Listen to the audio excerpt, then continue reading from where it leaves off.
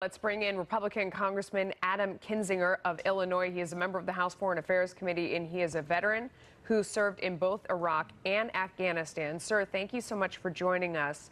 Yeah, you bet. What do you think? I want to start with, what are the economic conditions in Iran right now? Because we don't have a lot of daily visibility into that, but I would imagine you know more than we do. How tough is it economically there already?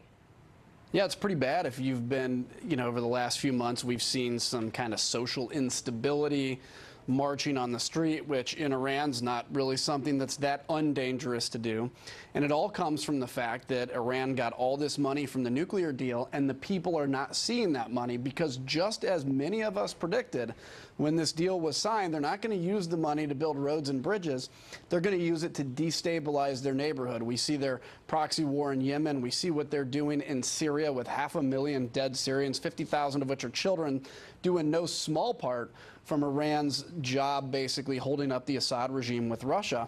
And so it's a very bad economic situation. And this is the kind of pressure that the world's largest economy, the United States of America, can use short of military force. And I think the president is absolutely on track here. So, I mean, the one part that remains unclear is, I know the Europeans did rush in to do business, and there was this idea that if all the brands came in, it would be the democratization of the country, and where when the people, tasted the goods of what they could have out of Europe and everywhere else, that you would see a revolt. It's part of the reason why now Europe doesn't want to go back to putting the sanctions in place. So why hasn't the business that's come in from Europe made a difference to the people?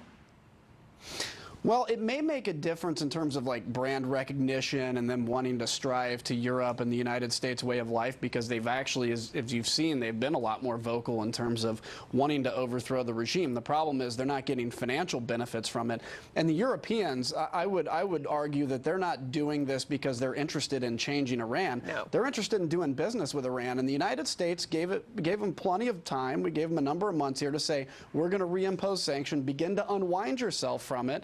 And by the way, President Trump was elected with this one of his keystones, so the American people voted for him knowing that this would happen. And this is the right way to change Iranian behavior, hopefully get a broader deal without ever having to use military force. We mentioned what the first round of sanctions were. With the second round, it deals with that SWIFT monetary system, which allows clearance. I wonder if we just lost the congressman there. It seems like we sort of did.